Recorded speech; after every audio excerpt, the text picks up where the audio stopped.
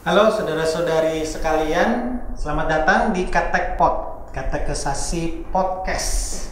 Ada slogannya seperti biasa di awal, yaitu bukan belajar asal, bukan asal belajar. Bukan asal belajar, bukan belajar asal.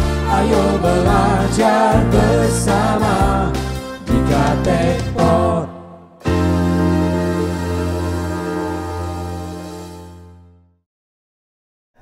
Oke, langsung aja. Hari ini kita akan berbicara tentang Alkitab hari ini. Nah, Alkitab ya. Nah, narasumber hari ini adalah Ibu Agustina Manik.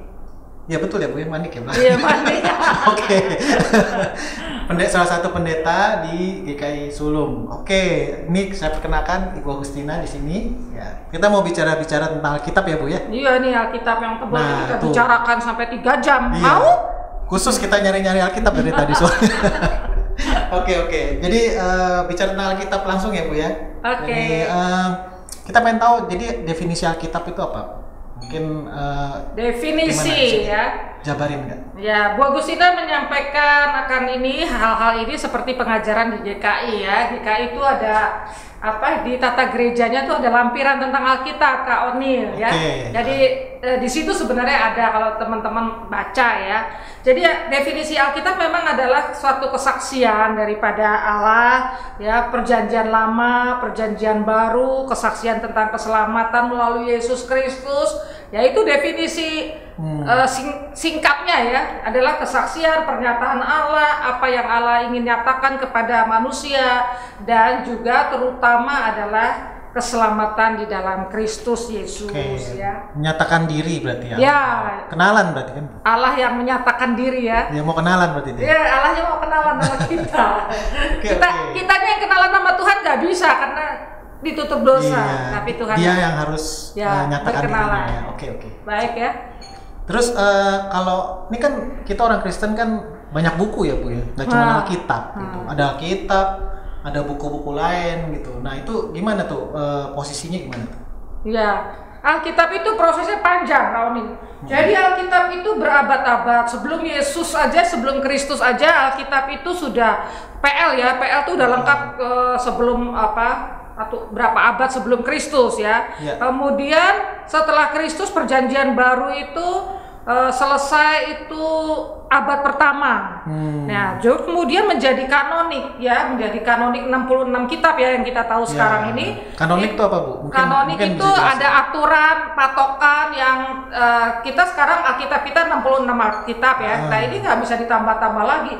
Besok gua ketemu nih di Qumran. Ini kayaknya sama nih modelnya. Ditambahin.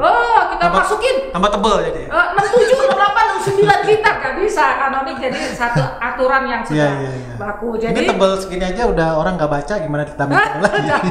Janganlah, bacalah. Kalau di GKI ada loh, leksionari itu, kita khotbah leksionari itu dalam 3 tahun tuh seluruh Alkitab tuh selesai. Gitu. Pribadi kita juga bisa tuh ya. Jadi Bu Agustina senang kalau kita mau urutan. Kalau saya tahunnya udah semua Alkitab dibaca belum? Aku jujur baca lompat-lompat Bu. Bacanya lompat-lompat. Belum full. Saya pernah, karena dari umur 7 tahun sudah dikasih Alkitab sama papa saya ya. Jadi SMA lah yang baru rutin. Itu sampai sekarang ya ada 2 kali dari Kejadian sampai Wahyu, tapi yang lainnya lompat-lompat memang. Nah, di seminari kan belajar semua kan Bu. Jadi kan kalau saya hitung lompat kira-kira 80% saya udah baca Alkitab. Gitu. Jadi belum. Ya apalagi khotbah kayaknya bukan 80%, mesti udah 100. Cuman nggak urut gitu. Ya itu. Jadi tadi saya terusin ya. Jadi Alkitab itu tuh dari abad kedua sampai keempat, coba 2 abad sehingga menjadi kanonisasi. Nah itu kan lama. Nah prosesnya lama. Banget ya. Jadi itulah Roh Kudus yang memimpin yang luar biasa. Kalau kita lihat kenapa nggak kitab-kitab lain masuk, padahal mirip-mirip loh. Nah itu ada namanya istilahnya Deuteronika atau toh. Jadi yang tersembunyi, yang mirip-mirip, tetapi nggak masuk kanonisasi. Oh gitu. Ya, berarti ada beberapa. Kayaknya suara saya keras banget ya, semangat gitu. Ya bagus. Kan jelasin Alkitab harus semangat gitu. Ya baca Alkitab. Nah, jadi gimana nih kalau kita misalnya posisi Alkitab sama buku-buku lain? Kan ada juga Kristen-Kristen tuh yang angkat kitab lain jadi Alkitab juga ya. Jadi kitab utama juga. Terus sama kita nih kan ada beda kita sama Katolik ya. Nah, Iya. Katolik Deuteronikanya dimasukin. ada perbedaan. Terus kan juga ada juga yang kayak buku tafsiran, buku komentari itu apa sejajar dengan Alkitab atau gimana, Bu? Tafsiran nggak boleh sejajar sama Nggak boleh. nggak boleh. Kitanya juga, nah makanya setiap orang Kristen kan ini terbuka Alkitab, semua orang bisa baca. Tapi kita jelasnya ada patokan 66 kitab itu. Nah caranya membaca kita juga nggak boleh tuh putus-putus nih. Wah saya baca ini, waduh benar Tuhan memberkati saya. Cuman begitu doang. Ambil satu ayat. Oh satu ayat nggak boleh. Harus keseluruhannya Iya. secara utuh. Ya. Oke. Jadi kalau secara utuh itu berarti orang yang membaca Alkitab itu kan harus punya pemikiran dari Kejadian sampai kitab Wahyu. Nah, susah ya kalau gitu ya, kasihan juga Jadi ya. gambar besarnya ya, cerita besarnya. Nah iya makanya mesti baca semua ya. Mestinya baca semua, tapi baca juga belum ngerti loh. Ya. Jadi memang perlulah orang-orang seperti Kak Onil dan saya juga yang memang yang harus belajar teologi, yang Ya, menolong ya jemaat atau orang lain. Untuk bantu ngerti. Kalau misalnya pas saya nggak punya pendeta, saya nggak punya kakak rohani seperti Kak Onil. Bisa tafsiran-tafsiran yang merupakan yang bimbingan kita sesuai doktrin. Nah, itu juga bisa menolong. Oke. Iya. Jadi ada caranya juga ya. Ada buat caranya baca baca Alkitab. sendiri gitu ya. Oke. Yang penting niatnya ya, Bu ya.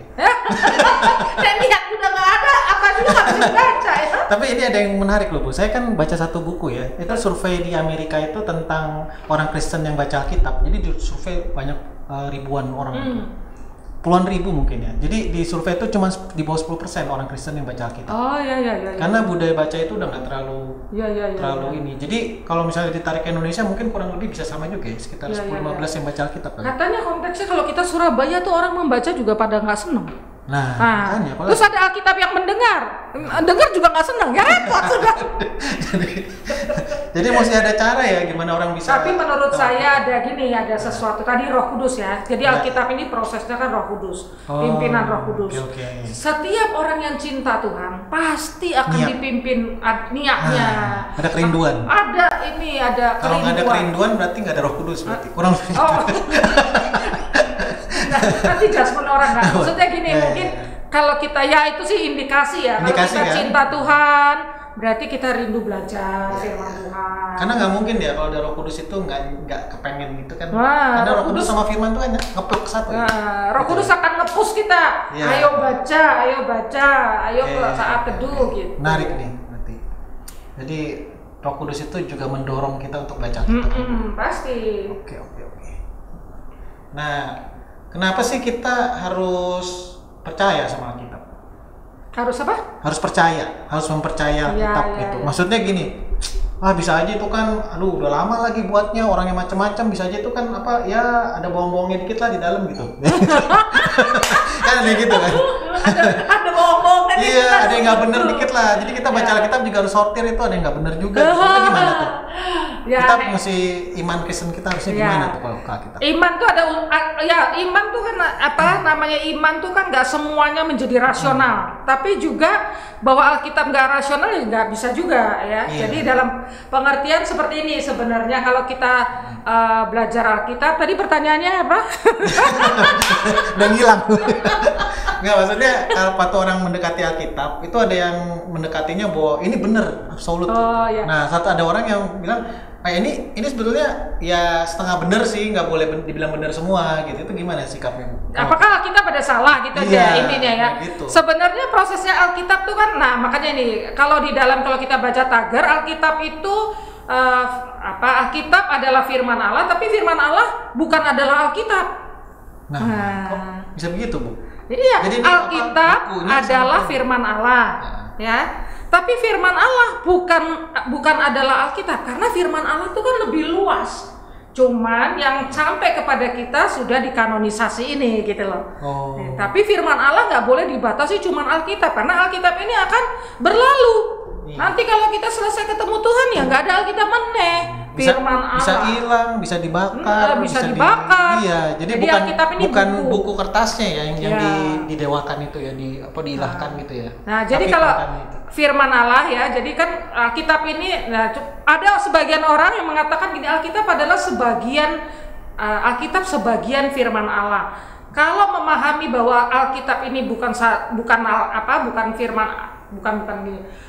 Jadi ada orang mengatakan Alkitab itu adalah sebagian firman Allah adalah firman Allah. Menurut saya benar juga, karena tadi firman Allah bukan adalah Alkitab. Firman Allah bisa melebihi Alkitab, tapi yang sampai kepada kita melalui 66 kitab ya. Tapi kan Allah nggak bisa dibatasi dengan ini karya kerjanya. Nah, itu soalnya ada wahyu umum juga ya, Bu. Ya, kan ada alam, ada sejarah manusia. Wahyu umum. Nah, itu juga di situ juga Tuhan berfirman ya kira-kira ya. Tapi supaya jangan sendiri-sendiri, kita ikutin 66 kitab. Nah, ini patokannya. Patokannya udah ini. Kalau kita tafsirannya salah, kita lihat Alkitab. Ya, cara hidup kita, etis kita semua kita lihat Alkitab ya. Teman-teman remaja, ya kalau apa-apa boleh nggak kita ini berbohong? Lihat Alkitab, boleh nggak gitu? Boleh nggak kita jahat sama orang ya? Semua. Boleh nggak kita berbohong putih? Berbohong putih. Ya semua kita lihat Alkitab secara keseluruhan ya. Tanya nanti sama kakak-kakak rohani ya. Di sini ada Kak Oni, ada Kak Jessica, ada Kak Indra. Ya tanya sama mereka ya, karena kita patokannya 66 kitab ini. Tapi Tuhan tidak boleh kita batasi kerjanya dengan 66 kitab ini ya. Karena kan banyak yang dulu nggak ada, sekarang ada kan. Contohnya gadget. Nah, masa kita cari gadget di situ kan nggak ada. Nggak boleh pakai gadget se 5 jam, nggak ada nih patokannya ya. Iya. Cuman patokannya adalah kalau kamu cinta firman Tuhan ya, atau kamu bisa gadget sampai 4 jam 5 jam tapi nggak pernah saat teduh. Iya. Nah, tapi esensinya ada di situ. Ada esensinya ada. Cuma praksisnya mungkin nggak ada karena beda zaman. Ada letterlock gitulah. Ya, betul. Oke. Terus kalau soal Alkitab itu diilhamkan Roh Kudus maksudnya gimana? Ya gini, kalau Alkitab ini kan penulisnya banyak ya. Penulisnya tuh dari Perjanjian Lama ada Musa, Pentatus, ada Paulus, ada penulisnya banyak. Kalau nggak salah 40 orang lebih. Penulis itu 40 orang lebih ya. Beda tempat itu. Hah? Beda waktu, beda tempat. Beda waktu, beda tempat, beda. Misalnya Musa sama Paulus nggak ketemu. Iya. Nah, nggak bisa salaman, nggak bisa kenalan. Iya. Tapi nyambung tuh, Bu. Nah, itulah justru pekerjaan Roh Kudus ini yang tadi ditanya Kak Otnil. Itu pekerjaan Roh Kudus. Kalau enggak, tadi kan ditanya, Alkitab ini bedanya sama buku-buku lain apa? Buku-buku lain gini ya, kalau kita baca buku ilmu pengetahuan, perkembangan informasi udah tambah lagi. Kok yang lalu salah? Nah, kalau Alkitab nggak bisa salah, karena seluruhnya itu tercakup di dalam satu pemahaman yang Roh Kudus sendiri mimpin para penulis tadi ya. Sehingga walaupun nggak ketemu, ujung-ujungnya keselamatan di dalam Kristus, ujung-ujungnya bicara tentang perlunya pertobatan dan lain sebagainya. Jadi ngomong soal esensi inti ya. Jadi ibaratnya kalau jus tuh ekstrak berarti. Oh, ekstrak. Ya, intinya ya berarti intinya. ya. Karena intinya nggak pernah berubah ya. Orang-orang ceritanya bisa macam-macam. Cerita dari Samuel, si Daniel, ya gua singa. Tapi arah-arahnya nanti kita akan melihat bahwa memerlukan Allah, memerlukan keselamatan, memerlukan pertolongan Tuhan. Jadi itulah pekerjaan Roh Kudus yang luar biasa. Kalau buku-buku lain pekerjaan si penulis. Bener-benernya dewe-dewean penulis ya. Sakar aja. Makanya begitu ganti waktu udah nggak kepake bukunya. Gitu. Tapi Alkitab tuh bisa terus karena diilhamkan Roh Kudus. Kita bayangin loh, dari dulu sampai sekarang ribuan orang bisa percaya. Nah, itu luar biasa. Dari mana teh? Musa tuh berapa ribu tahun sebelum ya? Sebelum Masehi ya? Tadi yang abad 1 selesai akan perjanjian baru. Abad 2 sampai 4 itu kanonisasinya selesai. Lu bikinnya aja panjang sekali. Nah, mulai dari abad seterusnya sampai kita sekarang ini terus dipercaya. Nah, itu boleh dibilang udah hampir 4.000 tahun dari awal tulis perjanjian itu ya? 4.000 tahun lebih ya, 4.000 tahun dulu. Siapa? Kalau kita buku nggak bisa, kalau nggak salah saya kurang tahu. Setiap hari itu, setiap menit itu informasi ribuan. Kalau ini kok nggak berubah-berubah itu pekerjaan. Nggak ngilang ya dari zaman ke zaman. Soalnya ada tanda-tanda Roh Kudus ya, Tuhan yang bikin ya. Karena nggak pernah ngilang kan? Nggak pernah hilang. Message-nya ya. Iya. Message beritanya. Message-nya nggak pernah hilang, terus sampai sekarang tetap orang masih nyari Alkitab ya orang Kristen. Iya. Ajaib memang Alkitab itu luar biasa. Oke. Nah terus lanjut. Bagaimana proses Alkitab terjadi sehingga kita percaya Alkitab menyatakan kebenaran iman Kristen itu yang tadi barusan. Oke, lanjutan ya. Kenapa Alkitab hanya 66 Alkitab? masih ada kemungkinan untuk lebih dari 66 Alkitab. Kayaknya sudah tuh tadi. Udah juga. Oh. Kok Ibu Udah selesai dong. Udah selesai. Coba saya cari yang lain ya. Coba saya cari. Nah, ini apa? Nah, di dalam Alkitab itu katanya ada respon manusia nih, Ibu. Ada apa? Respon manusia. Ya. Katanya ibaratnya Tuhan menyatakan sesuatu, manusia itu ada yang nurut, ada yang ngeyel, gitu kan? Kira-kira gitu ya? Positif sama negatif respon itu kenapa tuh? Kok ditulis semua? Kenapa nggak tulis yang positif aja? Kayak Daud kan kita hebat ya, tapi dia ada ngeyelnya. Iya. Abraham ada ngeyelnya. Ada ngeyelnya. Semua ada ngeyelnya. Kenapa nggak tulis yang bagus-bagus Kok aja? Kak Omi udah pinter ngomong ngeyel? Kan udah berapa tahun di Surabaya.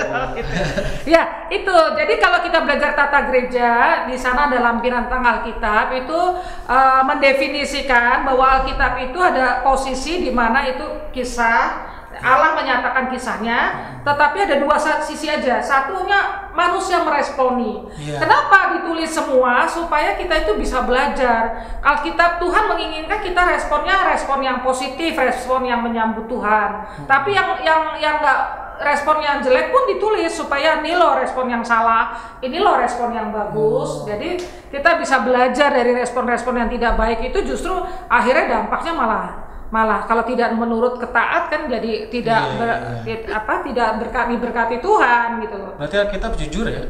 Jujur. Nggak cerita yang bagus-bagus doang ya? Nggak cerita. Bahkan Kayak saya juga banyak jeleknya, bagusnya dikit. Jadi kita hidup juga harus jujur ya. Ada jeleknya juga, ada bagusnya juga. Kita harus jujur. Alkitab berarti ya? Orang kalau jujur mukanya lain kok. Iya. Tapi menarik ya, maksudnya ada satu hal yang saya perhatikan di Alkitab itu, orang yang kayak Daud itu kan cinta Tuhan ya, tapi diceritakan juga dia jatuh ya. Jadi jatuhnya masalah cewek lagi. Cewek lagi. Ngintip dari atas itu ya, dari atas istana itu. Suka ngintip lagi ya. Jadi buat saya menarik karena Alkitab itu jadi menceritakan bahwa seseorang itu nggak bisa suci selamanya gitu, nggak kudus terus gitu kan. Ada kejatuhan, ada naik bangun, ada hukuman. Dan kesimpulannya Daud tetap disayang Tuhan loh ya. Nah itu luar biasanya. Itu grace ya. Itu yang namanya anugerah ya. Ngelihat Daud, kalau kita kan udah bisa maki-maki, orang kok selingkuh, pecat aja, langsung gak usah dipakai lagi. Tapi Tuhan menghargai sampai kalau kita baca Mazmur ya, itu 70% adalah gubahan daripada Daud. Wah luar biasa, menghargai sampai dijadikan kanon. Berarti Tuhan tuh menerima kelemahan kita, tapi tidak membenarkan, tapi menerima. Sehingga pertobatannya Daud, semuanya kembali kepada Tuhan juga ditulis dalam Mazmur. Wah. Kalau gitu kita terharu sama Tuhan ya. Untung Tuhan itu adalah Tuhan ya. Tuhannya bukan kita ya. Kita udah dipecat. Kita kan sudah dipecat. Dibuang. Ya itulah maha kasihnya Tuhan, gracefulnya, anugerahnya ya. Nah kayak gini kan kita lagi belajar ya, Kak Onil. Jadi kita belajar, kalau kita saat teduh, aduh Tuhan kok bisa sayang begitu. Tambah hari tambah cinta Tuhan. Kita kalau waduh Tuhan kayak gitu, kalau aku kemarin gini sama orang kok, aku kok begitu kan, Tuhan aja sama aku baik. Nah jadi saat teduh tiap hari itu akan membuat kita tambah cinta Tuhan, cinta ini baru nyangkut nih, baru connect nih. Ternyata waktu kita baca cerita itu, kita jadi kenal Tuhan yang menyatakan diri. Jadi karakternya itu baru kelihatan ya. Tadi kayak kita cerita Daud kan, nyes-nyes kayak berasa gitu. Kayak Tuhan kok beranugerah banget ya. Gitu. Kita salah kok nggak dihantam, dibuang gitu, malah masih. Jadi kita semakin mengenal Tuhan dengan peristiwa-peristiwa itu. Makanya 66 kitab ya, itu sangat mempengaruhi kita, kaya sekali. Makin banyak baca ceritanya, makin kenal karakter Tuhan berarti. Ya. Itu makanya kita perlu baca Alkitab setiap hari atau gimana? Setiap hari loh. Kalau Bu Agustina tuh mulai rutinnya tuh dari SMA. SMA kelas 2 ya. Kalau SMP belum saat teduh banget lah ya. SMA kelas 2 tuh mulai. SMP belum ada Roh Kudus, Bro. Sudah ada bibit. Sudah ada bibit. Ya kan baru ditanam sama gitu ya. Ditanam sama orang tua. Nah, umur 7 tahun kan dikasih Alkitab tapi belum baca. Tapi ya itu SMA waktu saya ini ya mungkin di situ ya pertobatannya, kerinduannya akhirnya ada. Tadi kan kita mulai karena kerinduan baru kita membaca. Jadi kerinduan itu tuh ya bibit dari hasil kerja Roh Kudus ya. Waktu saya studi di saat juga tetap saat teduh, jangan walaupun nggak ini. Sampai sekarang jadi pendeta udah 22 tahun ya. 23 tahun dari 98. Oh. Itu juga tetap saat teduh. Kalau saya saat teduhnya di kelas, Bu. Soalnya kan pelajaran Alkitab. udah banyak, Bu. Ya semua orang caranya masing-masing. Cuman memang kalau saya kalau pagi, sekarang malah saat pandemi ini udah setahun ini saya berbagi sama jemaat ya. Saat teduh saya. Jadi sebenarnya apapun bisa, mau siang boleh, malam boleh, tapi kita ada waktu teduh di mana kita punya kerinduan. Dulu waktu di saat tuh malah ini loh, saya baca apa? Tesisnya orang, ya toh, papernya orang, saking kayaknya kok kurang gitu ya, pengen apa? Iya, pengen tahu lebih dalam. Gitu. Jadi macam-macam caranya, boleh-boleh aja, asal jangan lupa tapi, tiap hari. Paper orang itu kan otoritas kewibawaannya nggak boleh di atas Alkitab kan? Tetap harus di bawah dia kan? Kadang-kadang juga orang bisa salah lihat juga bisa kan? Dari tafsiran. Oh iya, kadang-kadang kita ada buku santapan rohani atau rohani, jadi contohnya kita ini Alkitabnya nggak dibaca. Jadi tatapan rohaninya gitu ya. Iya, cepat-cepat baca our daily bread ya. Apa baca itu tuntunannya. Terus Alkitabnya nggak dibaca sendiri. Kalau saya sih anjurin jangan begitu, baca Alkitabnya berkali-kali dulu, baru kita lihat tuntunannya. Karena yang makanan utamanya kan Alkitab ya. Kalau itu kan kayak dessert aja ya. Ya kayak kalau itu boleh, itu karena itu kan tuntunannya buat si A, jadi dia menuliskannya. Kita menghargai Tuhan menuntun dia. Tapi kan Tuhan juga menuntun saya. Jadi saya harus baca berkali-kali dulu sampai terus kemudian kita melihat tuntunan orang lain juga diperkaya gitu. Dikonfirmasi, diperkaya. Oh ini penting nih, berarti kita juga perlu punya satu confidence atau kepercayaan diri waktu kita baca Alkitab. Roh Kudus itu nuntun kita ya. Pasti harus menuntun. punya kepercayaan diri ya. Pasti menuntun. Kalau nggak punya kepercayaan diri kan mau tanya pendeta, mau tanya ke orang lain, baca orang lain punya. Jadi pendeta aku kok nggak balas-balas 3 hari, terus nggak baca Alkitab 3 hari. Pendetanya nggak balas-balas. Jadi penting banget ya kita mesti punya confidence untuk kita bisa connect sama Tuhan lewat baca Alkitab sendiri. Itu percaya. Nggak usah takut mendekati Alkitab. Tapi yang penting memang sejak kita katekisasi jangan berhenti. Kalau kita misalnya sering ada seminar, kita suka lah seperti itu. Nanti file-filenya tuh Roh Kudus akan menolong kita untuk membaca. Kadang-kadang kita nggak mau belajar itu. Jadi kalau belajar tuh nanti tuh tambah diperkaya. Ya, kalau kita memang ini ya mau Alkitab itu kaya lah. Nah ini lanjut kita mau ngomong soal inti berita utamanya Alkitab. Nah ditulis di sini pusatnya itu di Injil, berpusat pada Yesus Kristus ya. Itu kayak kalau misalnya film tuh panjang, klimaksnya tuh di tengah tuh. Nah di situ tuh. Itu gimana tuh maksudnya gimana?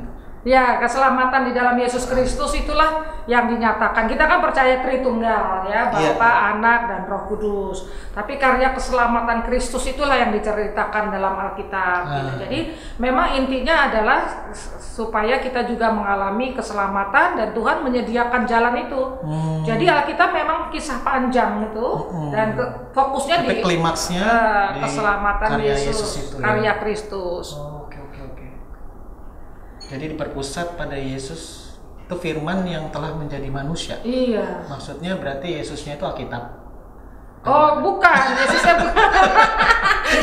Alkitab menyaksikan karya Yesus dan itu ditulis oleh para penulis. Tapi kalau Perjanjian Lama kan belum, mereka kan kayak misalnya Yesaya itu menulis 700 tahun sebelum Yesus hadir.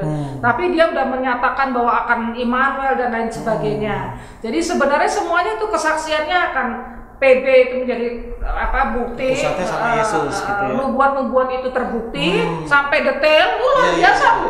Ya, sampai kotanya di mana Yesus lahir. Itu kan luar biasa. Sejarahnya ada real. Padahal ratusan tahun sebelumnya. Jadi sebenarnya itulah pekerjaan Roh Kudus. Jadi kalau kita ngelihat intinya memang sudah dipersiapkan keselamatan itu melalui bangsa Israel, kemudian perjalanan mereka, nabi-nabi diutus, kemudian terus sampai Yesus hadir, Yesus berkarya, terus mereka diberitakan lagi oleh Paulus, Petrus dan seterusnya. Jadi sebenarnya fokusnya ya di karya keselamatan Allah bagi kita ya. Berarti ini bukan cerita fiksi ya Bu ya, Alkitab ya? Benar-benar terjadi dalam sejarah ya? Soalnya ada yang bilang fiksi loh Bu. Kalau Tapi waktu kita Nah. ada penemuan arkeologi tuh yang laporannya benar ya Bu. Oh. Karena ada yang laporannya salah juga. Yang laporannya benar ternyata cocok loh sama sejarah Alkitab loh. Waktu itu kita belajar juga kan. Ya kalau ini kan ada ini ya, saya pernah ngajar di Petra ya, jadi saya pernah bilang gini, Kak, iman itu memang unsur utama di dalam Iya. Alkitab. Nggak bisa, Alkitab itu kan bukan kronologis, A, si B, si C, Iya, ini nggak ya. persis gitu. Bukan juga buku ilmu pengetahuan, Betul. ya. Jadi Alkitab tuh bukan mau membicarakan itu, mau membicarakan Kristus, mau membicarakan keselamatan, Iya. mau membicarakan. Nah kadang-kadang kita itu nggak fair. Kak Onil, Iya. jadi gini, kita itu sama Alkitab nggak mau beriman, tapi sama buku-buku Lain. pengetahuan beriman. Iya, betul. Ya toh? Waktu kita diajari sama dosen, kita percaya, nggak Iya. percaya nanti dapat D. Benar. Ya toh? Sama Iya. buku ilmu pengetahuan kita beriman, Iya. tapi sama Alkitab kita nggak beriman, ya nggak fair. Alkitab itu memang sejarah iman, Oh. jadi harus dibacanya dengan cara iman. Iya, iya. Tadi saya mau tanya satu hal, saya menarik kalau berpusat pada Yesus, berarti kan kalau baca perjanjian baru tuh gampang ya ngeliat berpusat pada Yesus ya. Rasul Paulus kan tulisannya semua berpusat pada Yesus ya. Tapi kan di perjanjian lama itu kan apa gimana? Harus berpusat pada Yesusnya gimana? Kan perjanjian lama itu belum ada Yesus. Kan? Nubuatan tentang Mesias. Oh, nubuatannya.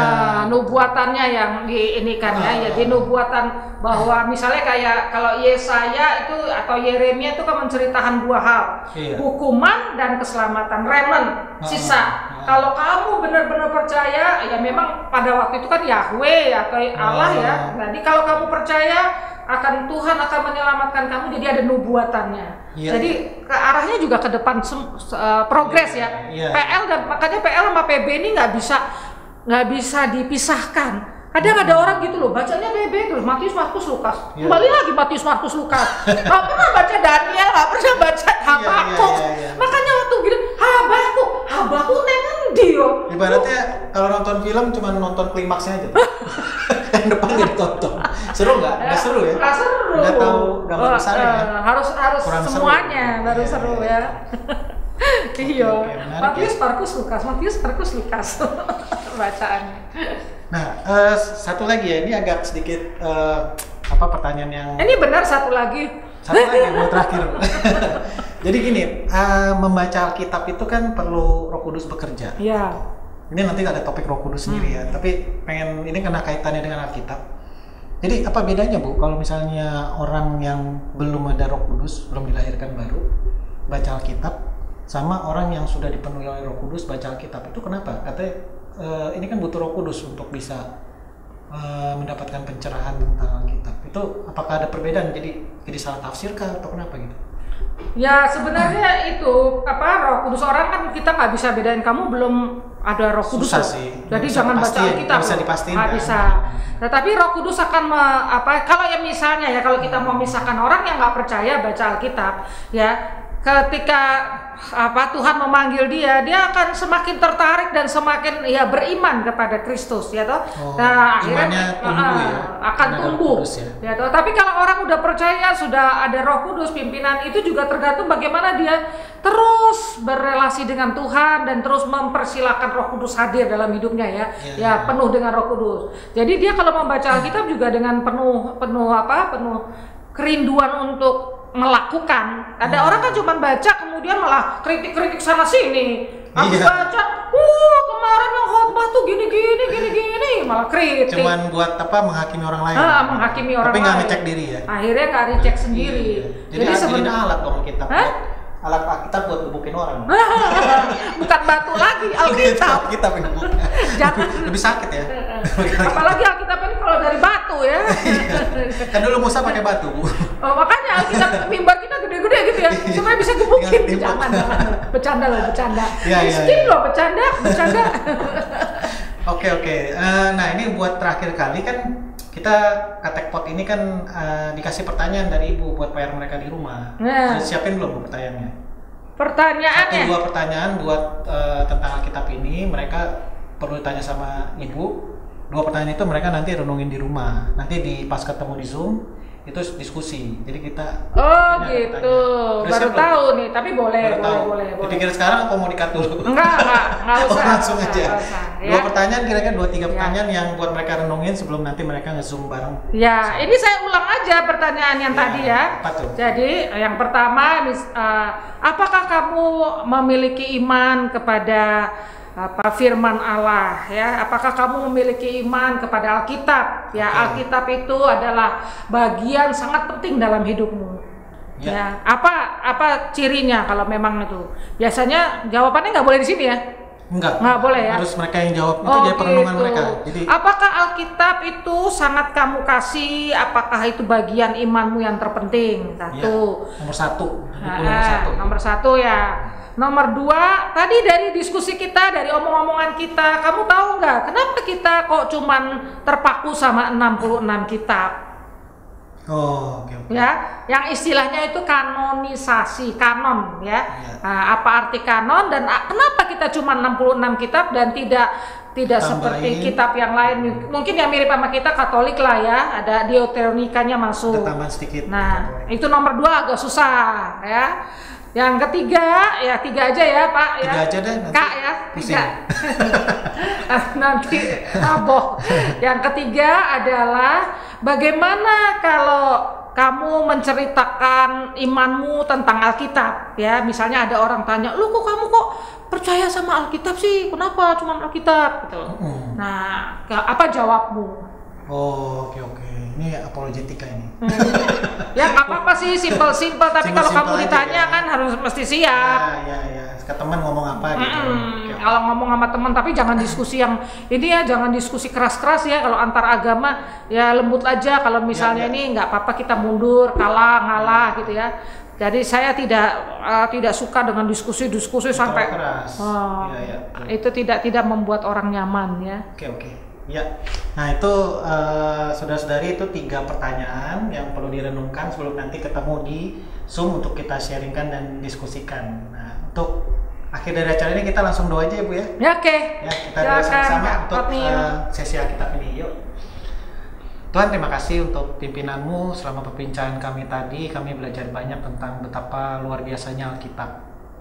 Sebuah buku atau isinya itu adalah firman Allah yang ditulis dari berbagai macam orang, berbagai budaya, latar belakang, dalam waktu yang begitu lama, dipimpin oleh Roh Kudus dan diilhamkan oleh Roh Kudus sehingga menjadi satu kebenaran yang utuh ya Tuhan.